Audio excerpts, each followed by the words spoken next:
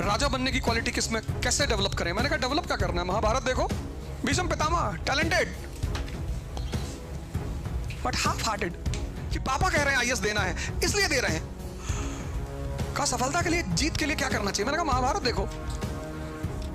और जब भी कर्ण पढ़ने बैठता है तो शल्य उससे कहता है कि मुश्किल है, नहीं बन पाओगे। तो सारा टैलेंट और ताकत होने के बाद भीष्म पितामह नहीं जीतेंगे। राजा को कुछ बातें एकदम क्लियर होती है, तभी वो राजा है। इसीलिए 98% लोग राजा नहीं बन सकते।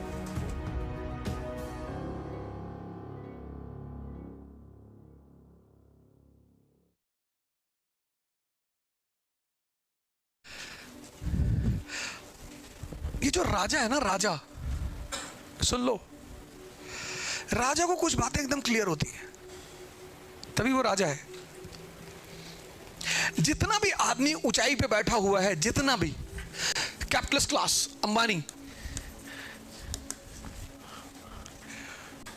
ये पता है ऊंचाई पे क्यों है? Clear concept of life. CC का मतलब सिर्फ कैपिटलिस्ट क्लास नहीं है, क्लियर कॉन्सेप्ट। कॉन्सेप्ट क्लियर है, पैसा कमाना है, कैसे? चाहे जैसे। खत्म होगी बात। कॉन्सेप्ट क्लियर है, पैसा कमाना है, कोई डाउट नहीं, कोई डिलेमा नहीं। फिर एक है middle class, mixed concept. Mixed, non veg खाते हो, अंडा खाते हैं भैया, शराब पीते हो, कभी कभी होली होली में पी लेते हैं। तुम्हारी गर्लफ्रेंड है, प्यार करते हो उसे? नहीं, हम वो शुद्ध प्रेम करते हैं। शुद्ध मतलब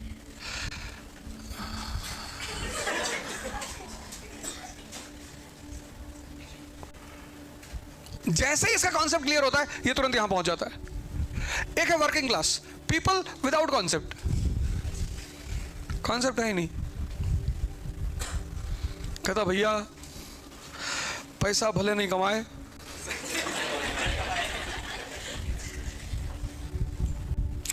इज्जत बहुत कमाए हैं।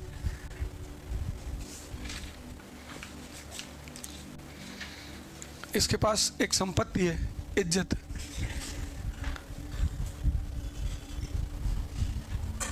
जिसकी कोई कीमत ही नहीं, कोई खरीदार ही नहीं उसका। ये जो यहां बैठा, राजशाही का मतलब क्या? समझ। इन दोनों में जो मूलभूत फर्क है, फंडामेंटल, इसकी समझ लेवल बहुत हाई है, अंडरस्टैंडिंग लेवल। इसका इमोशनल लेवल बहुत हाई है। दोनों का हाई है एक चीज। इसका समझ लेवल बहुत हाई है, बहुत हाई। इसका इमोशनल लेवल बहुत हाई है। और ये 2% है, ये 98 है। इसको पता है, इसको इमोशनल कर दो बस। जवानों के पास भावना होती है, ताकत होती है, बुढ़ों के पास दिमाग होता है।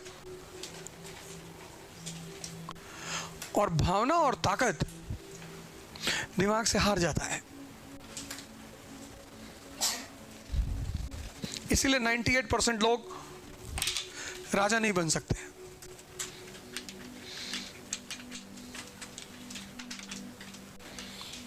कल रणवीर ने कहा कि राजा बनने की क्वालिटी किसमें, कैसे डेवलप करें? मैंने कहा डेवलप क्या करना है, महाभारत देखो। कहा सफलता के लिए, जीत के लिए क्या करना चाहिए? मैंने कहा महाभारत देखो, Bhishma Pitamah talented but half hearted. ऐसे तुम में से बहुत लोग होंगे जो बहुत टैलेंटेड होंगे, लेकिन पूरा मन नहीं आईएएस बनने का। बन गए तो ठीक है। भीष्म पितामह हाफ हार्टेड, मजबूरी में लड़ रहे हैं दुर्योधन की तरफ से, वचन की वजह से। हस्तिनापुर के थ्रोन से बंधे हुए इसलिए लड़ रहे हैं कि पापा कह रहे हैं आईएएस देना है, इसलिए दे रहे हैं। तो सारा टैलेंट और ताकत होने के बाद भीष्म पितामह नहीं जीतेंगे। द्रोणाचार्य सबसे अपने दुश्मन से पूछ रहे ऑप्शनल क्या रख ले।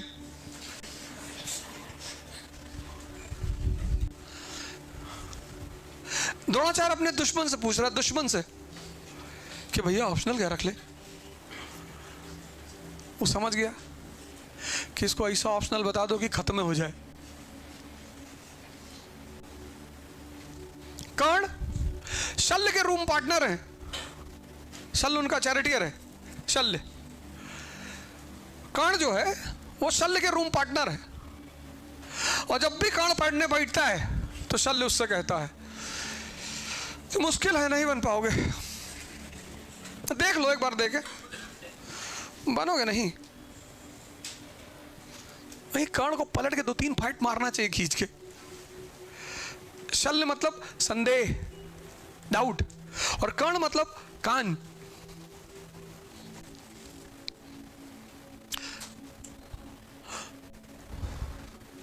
गौर करना तुम्हारे अगल बगल कौन रहता है और तुमसे क्या बोलता रहता है, और लगातार कही गई बात दिमाग में घुस जाती है, याद रखना।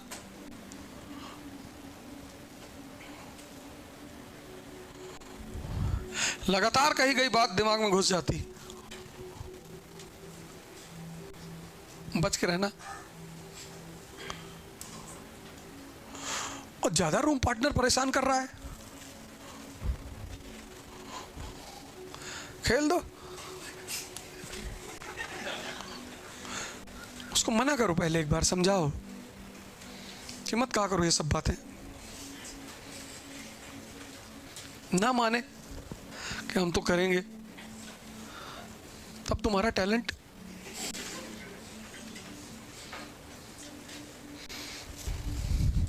तब तुम्हारा टैलेंट।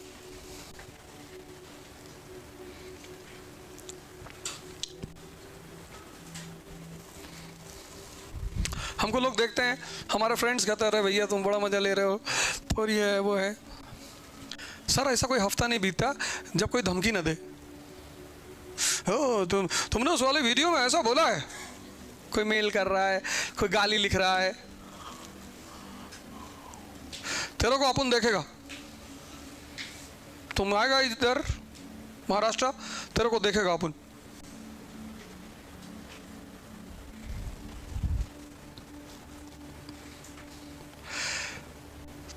तो उसका साइड इफेक्ट जो मैं झेलता हूं ना, वो बहुत लोगों को पता ही नहीं होता।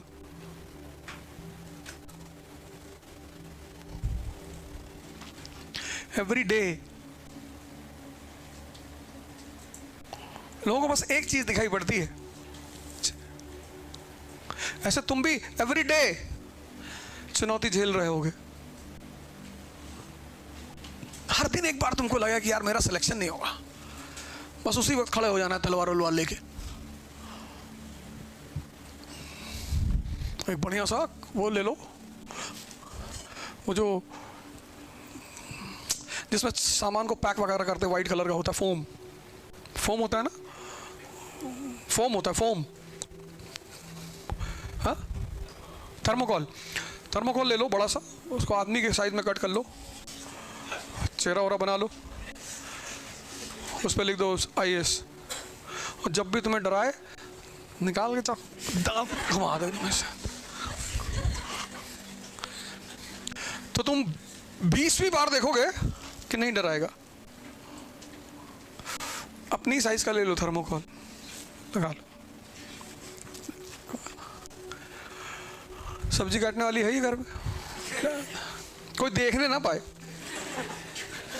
नहीं तो घर वाले इलाज कराने लगेंगे। अरे भैया, अरे भैया कामले साहब आप सही कह रहे थे कि ये तैयारी करने वाले थोड़ा सा खिसक जाते हैं।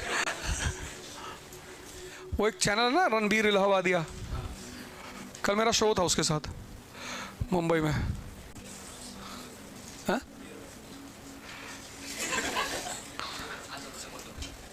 कल मैं भी गया था, अच्छा लड़का है, इंजीनियर है, अमेरिका नहीं गया, यहीं पे अपना काम कर रहा है।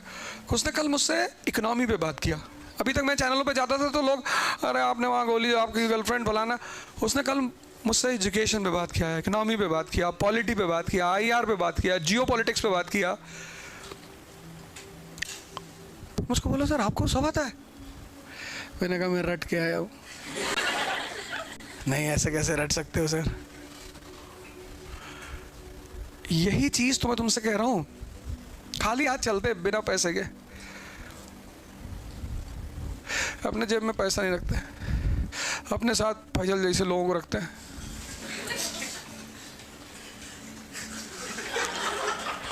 यार फ़ोन लेना है, ठीक है सर, ले लो सर। अभी बेचारे फ़ोन दिलाए हमको, iPhone 14 Pro, अच्छे आदमी। मैंने कहा चलो 2 दिन और पढ़ा देंगे। कलम से रणवीर ने एक क्वेश्चन पूछा, मुझे आंसर नहीं पता था। मैंने उससे कहा यार मुझे आंसर नहीं पता है। उसने कहा सर कैमरे पे बोल रहे हैं। हमने कहा हाँ नहीं पता, मैं कोई सर्वज्ञानी हूं, मैं नहीं पता, पता कर लेंगे जाके। कागज निकाला, लिख लिया। अरे बोला थैंक यू सर। लोग तो मानने को तैयार नहीं होते कि उनको नहीं पता। अरे मैंने कहा मुझे नहीं पता। बोला आपको यहाँ आके कैसा लगा? मैंने कहा बहुत अच्छा लगा, तुम्हारा मकान बहुत अच्छा है, सी फेसिंग, वारसोवा, कब्जा करने का मन कर रहा है। कहा मेरा नहीं है सर, मैं किराए पे हूँ। मैंने कहा चलो अच्छा कोई बात नहीं। कितने का है? कहा ज्यादा का नहीं है सर, 17 करोड़ का है। वारसोवा होगा, 3 लाख रुपए किराया दे रहा है। लेकिन बहुत अच्छा लगा, मतलब उसका जो क्वेश्चंस वो बहुत अच्छा काम कर रहा है, बहुत बढ़िया। यार रीजनेबल क्वेश्चंस जो जरूरत है, जिसको यूथ को जिस चीज़ की जरूरत है, इकोनॉमी में क्या करने की जरूरत है, पॉलिटिक्स क्यों यूथ को पढ़ना चाहिए, क्यों पॉलिटिक्स में लड़कों को इंटरेस्ट लेना चाहिए, ये सब उसने क्वेश्चन पूछे। उसने फालतू के क्वेश्चन मुझसे नहीं पूछे। आप पान खाते हैं कि नहीं खाते हैं, आप पहले सिगरेट पीते थे कि नहीं पीते थे, भैया डिब्बा तो अभी भी रखे हैं। अच्छा, ये सब क्वेश्चंस ऐसे पूछो जिससे आदमी कुछ अनुभव बाहर निकल कर आए। इसीलिए तो गांधी की जो महानता है ना, कोई नहीं खड़ा होता गांधी जी के सामने, कोई खड़ा ही नहीं होता। किसी को जबरदस्ती खड़ा कर दो वो बात अलग है। इसीलिए मोहनदास करमचंद गांधी के सामने कोई खड़ा ही नहीं होता, है ही नहीं कोई। इसलिए उसकी इज्जत कौन करता है? आइंस्टीन। तुमको सम्मान कौन दे रहा है, ये बहुत मायने रखता है। आइंस्टीन ने किसी का नाम नहीं लिया हिंदुस्तान के किसी लीडर का, गांधी जी का लिया, क्योंकि इतनी समझ, वो भी तब जब नेशन नहीं है।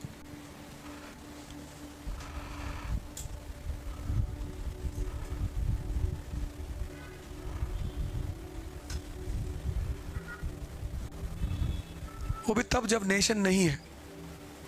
आज तो नेशन है ना। आज देखो लोग कैसे लड़ा रहे एक दूसरे को। आज तो नेशन है ना। कितनी आग पैदा हो रही है, जहर।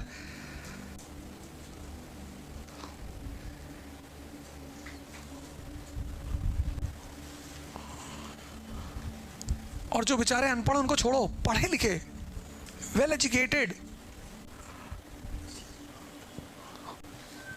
तुमको कभी कभी बड़ा असहायपन सा महसूस होगा कि ये क्या हो रहा है यार। Many times you will feel helpless, क्योंकि तुम कुछ बोलोगे मेजॉरिटी तुम्हारे खिलाफ हो जाएगी, तुम्हारे अपने लोग खिलाफ हो जाएंगे।